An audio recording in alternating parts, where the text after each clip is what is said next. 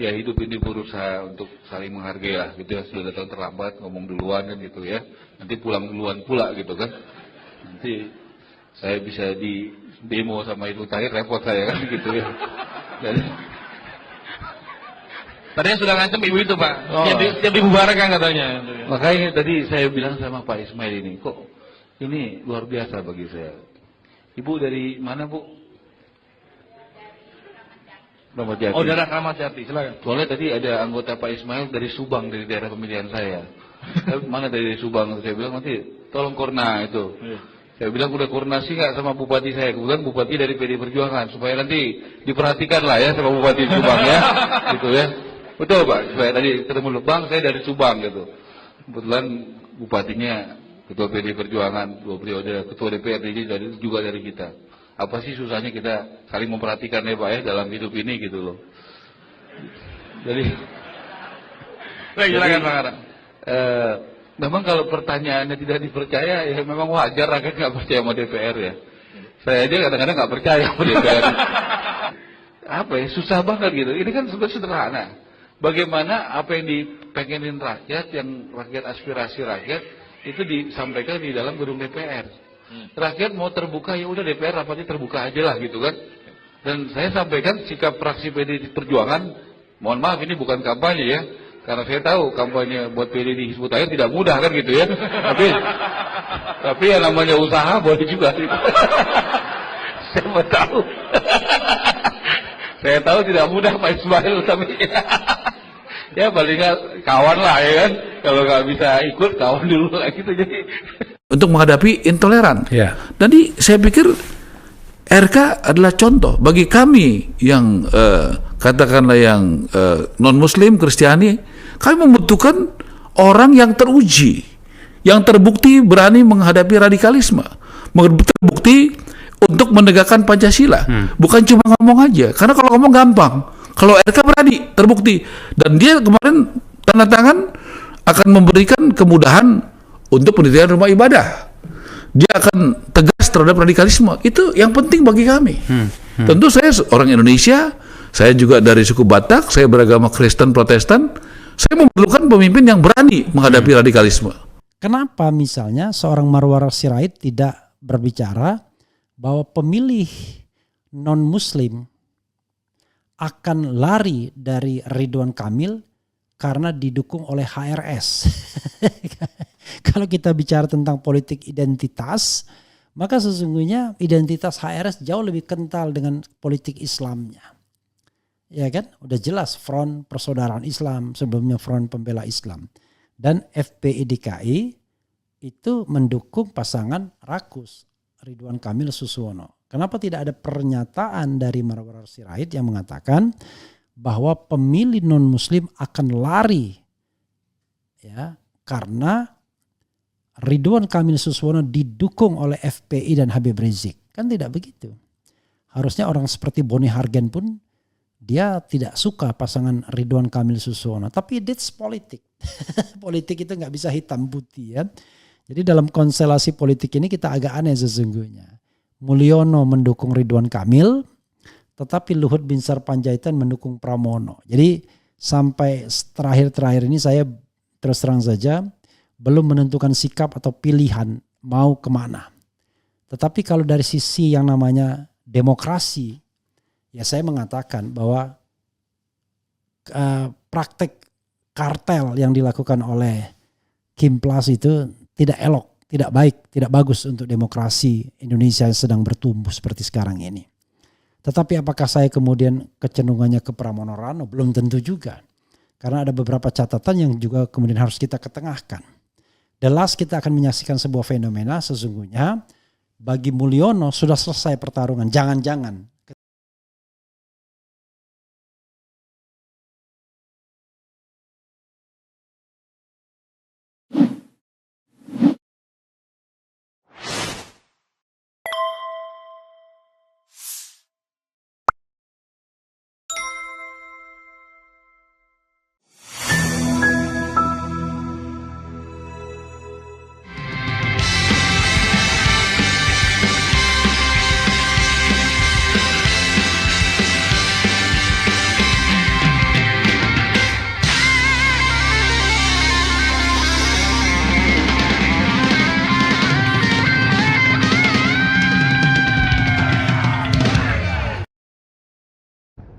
menurut saya, analisa saya, putaran kedua akan terjadi di Jakarta. Ya, menurut saya, putaran kedua akan terjadi ya. Putaran kedua akan terjadi di Jakarta dan pada akhirnya 2019. Itu prediksi saya, karena tadi konsolidasi terjadi. Makanya suaranya Prabowo masih nampak makin turun. Karena pendukung Prabowo dan pendukung Jokowi konsolidasi. Kemudian pemilih-pemilih non-Muslim mulai meninggalkan Rano Karno karena didukung Anies. Meninggalkan Pramono karena didukung oleh Anies. Ini kan baru terjadi belakangan. Nah, jadi itu pendapat saya. Yang penting kita bersaing secara sehat, ya, dan kita tahu apa peta politik Jakarta seperti apa, dan kita sportif, ya, kita bersama, bersaudara dalam persaingan dan dinamika politik dan demokrasi. Terima kasih. Saya dengar Mas Anies mendukung Pramono Anung, betul? Itu membuat kita tambah semangat, betul nggak? Kita lihat lebih kuat PDI Perjuangan atau Anies atau Ridwan Kamil yang didukung oleh Jokowi dan Prabowo. Kita lihat biar jelas. Setuju? Setuju? Kalau presidennya Prabowo, gubernurnya Ridwan Kamil, dari Kim, partai yang solid, kompak nggak? Bagus nggak warga Jakarta? Anggaran-anggaran dari pusat bisa makin banyak nggak ke Jakarta? Buat pendidikan, buat kesehatan, buat kebersihan, lebih banyak nggak? Jadi jelas nggak kenapa kita mesti dukung Ridwan Kamil? Jelas? Jadi kalau Mas Anies ada di sana, itu bukan buat kita grogi, tapi itu membuat kita tambah semangat. Assalamualaikum warahmatullahi wabarakatuh. Sobat RH sekalian, jumpa lagi kita di channel yang keren ini. Keren, cadas. Ya, Sobat RH sekalian, menarik ya apa yang disampaikan Marwarar Sirait. Dia berhipotesa bahwa karena Anies mendukung Pramono Rano, maka pemilih non-Muslim akan lari dari Pramono Rano. Lalu bagaimana dengan pemilih Muslim? Apakah akan datang ke Pramono Rano? Jadi Sobat era sekalian, politik itu tidak sesederhana itu ya. Jadi ya tentu tetap ada pemilih non-Muslim di Pramono Rano dan seperti juga pemilih Muslim. Nanti determinan faktornya akan kita lihat ya. Karena variabelnya tentu bukan soal agama saja, macam-macam variabelnya. Ada variabel Anies tentu, baik positif maupun negatif ya. Ada variabel Mulyono tentu, variabel Prabowo tentu, termasuk variabel-variabel seperti partai pendukung, PDIP dan lain sebagainya. Jadi itulah politik ya, that's politik, tidak ada yang hitam putih. Dan pernyataan dari ini Marwarar Sirait banyak dikritik ya. Salah satunya Willy Aditya dari Nasdem. Willy Aditya Nasdem, Nasdem .2 pernyataan Marwarar Sirait sesat pikir dan menggerus luka lama. Ya, sebagaimana diberitakan tv1news.com. Oh ya, terima kasih buat Bu Desi dari Brownies ya yang sudah kasih makan tekwan. Ya. Nanti kita tunggu lagi tekwan berikutnya ya. Jakarta tv1news.com. Ketua DPP Nasdem Willy Aditya menilai komentar Marwarar Sirait yang menyatakan bahwa pemilih non-Muslim meninggalkan Pramono Rano karena didukung oleh Anies sebagai pernyataan yang sesat pikir. Melalui Instagram story-nya, Willy Aditya mengutarakan ketidaksetujuannya. Ini bukan persoalan pilihan paslon yang saya dukung, tetap pernyataan ini kembali menggores luka lama yang perlahan mulai sembuh di bangsa ini. Saya harus bersuara karena bagi saya pernyataan seperti ini adalah sesat pikir, ungkapnya dalam unggahan Instagram story Minggu. Oke.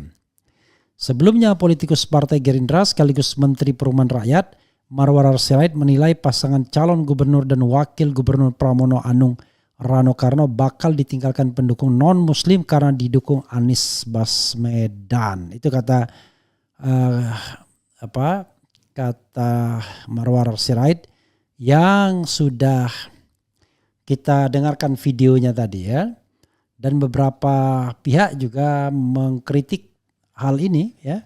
Kalau kita lihat misalnya ada juga kritik dari beberapa pihak lainnya selain yang disampaikan oleh Willy Aditya.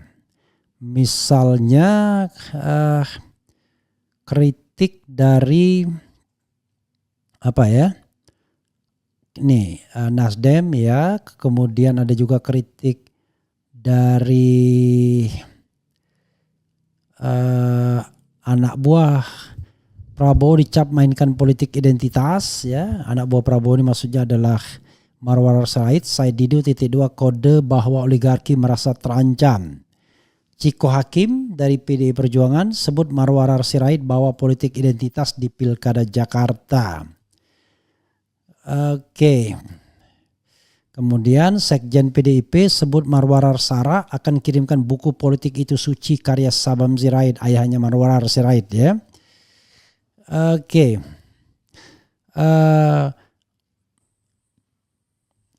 Marwarar Sirait sebut Pram Rano bakal ditinggal pemilih non-muslim usai didukung Anies, PDIP lapor Bawaslu ya.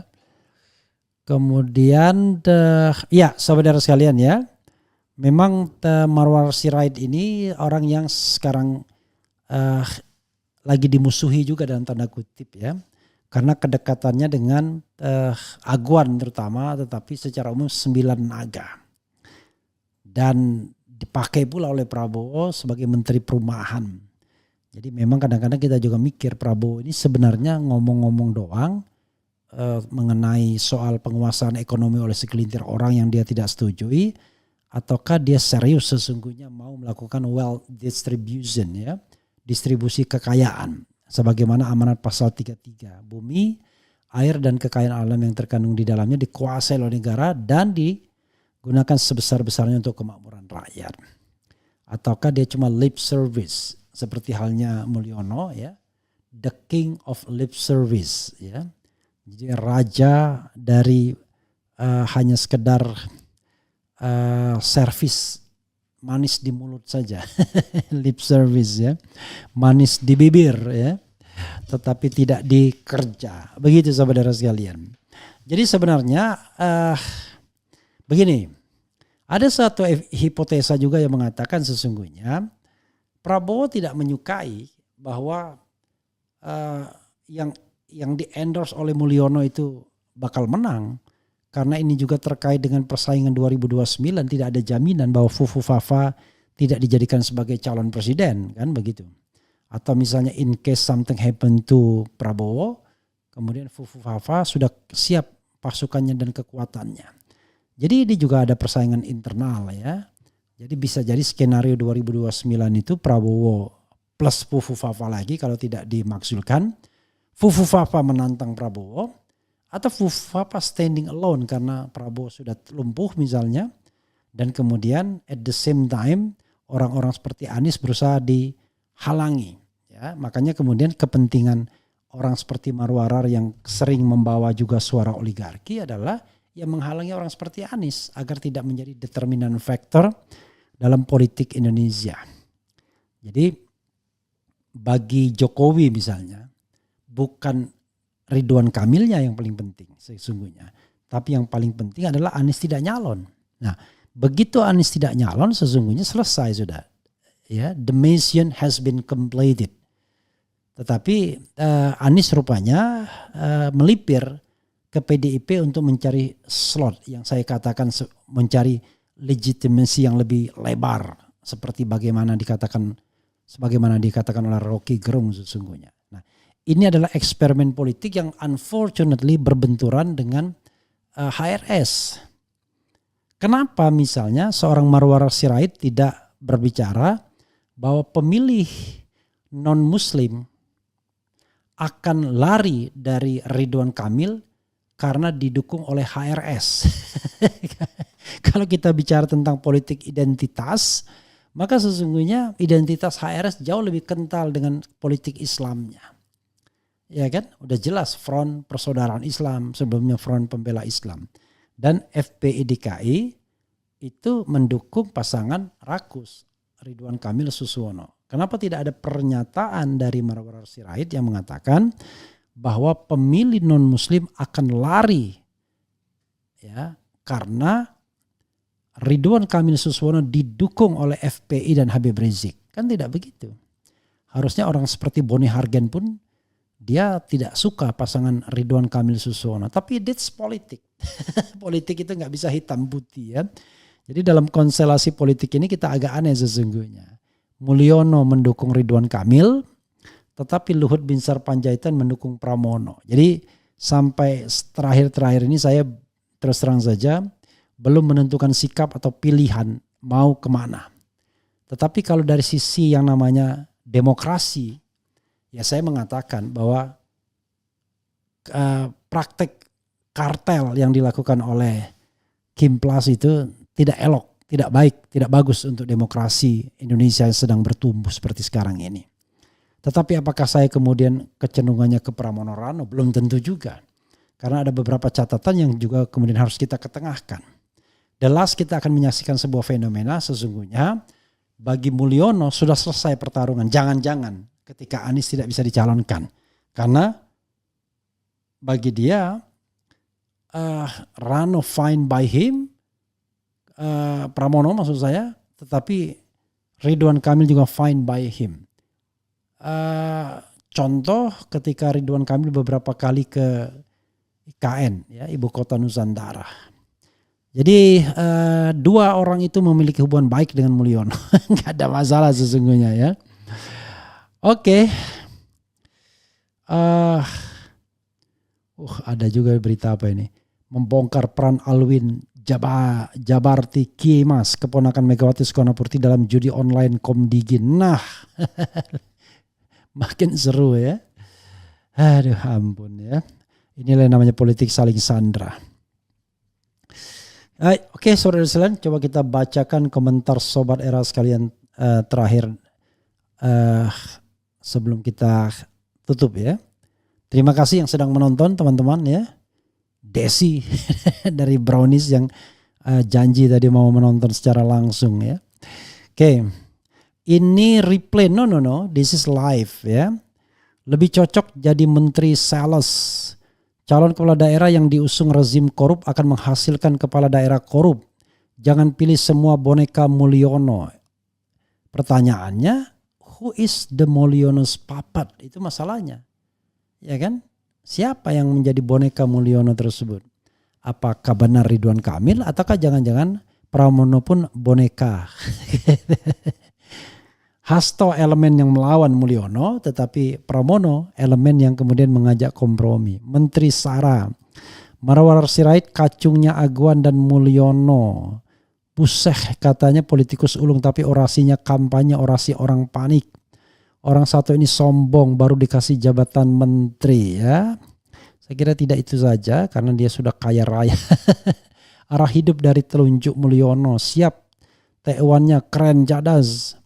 Rido Nolah, Marwarar Sirait kacung Aguan penjahat perampok tanah rakyat Banten. Wah rupanya Desi nonton juga dia. Saya singgung soal T1 dia jawab. Jadi untuk Jakarta bagusnya paslon yang mana Bung Refli? Ya Anda harus berpikir plus dan minusnya. Apakah Ridwan Kamil Suswono? Apakah Dharma Pongrekun Kunwardana? Apakah Pramono Anung Rano Karno? Ya, kalau seandainya mau boleh pilih satu orang, saya mau pilih Rano Karno aja.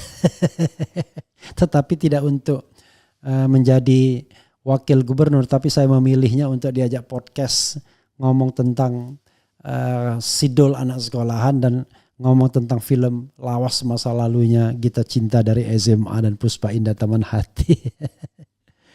Oke, itu artinya saya mengatakan saya masih bingung untuk menentukan pilihannya. Frankly speaking ya, selalu ada ya kelemahan. Pramono mungkin tidak ada masalah dari sisi pribadi ya. Tetapi PDIP yang mendukungnya adalah partai yang baru merasakan jadi oposisi. Tapi mungkin juga sedang bernegosiasi untuk tidak menjadi oposisi. Kita tidak tahu.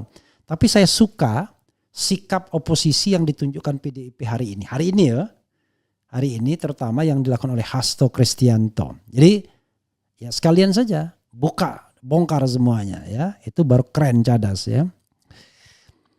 Pernyataan Marwarar kok seperti buzzer ya Bang. Ya jangan lupa dia mu'alaf di Gerindra ya. Sebelumnya dia adalah orang PDIP dan sekarang sangat memusuhi partainya sendiri kan. King of the King, raja di raja. Marwarar mulutnya disumpal. Oke, sudah ya, kita nggak boleh ngatain orang, tapi intinya adalah begini. Tidak sepantasnya menteri ngomongnya begitu. Harusnya dia melakukan hal-hal yang sifatnya simpatik. Jadi jangan menyerang dengan politik identitas. Apakah boleh atau tidak? Yang jelas soal agama, soal SARA tidak diperbolehkan untuk dibahas. Tetapi masalahnya adalah apakah dia betul melakukan kampanye identitas? Toh dia membahas tentang suatu fenomena politik. Sah-sah saja, tapi sekali lagi jabatannya sebagai menteri, ya, he doesn't represent. He represent not only Gerindra but also Indonesia as a greater Indonesia. Kenapa? Ya karena dia sudah menjadi seorang menteri yang bagi Hatta adalah pemimpin sehari-hari. Begitu ya saudara sekalian. Nanti kita lanjutkan lagi pembahasan kita setelah ini ya. Thank you very much. Dan mudah-mudahan segala sesuatunya berjalan lebih baik. Wassalamualaikum warahmatullahi wabarakatuh. Keren, cadas, cie.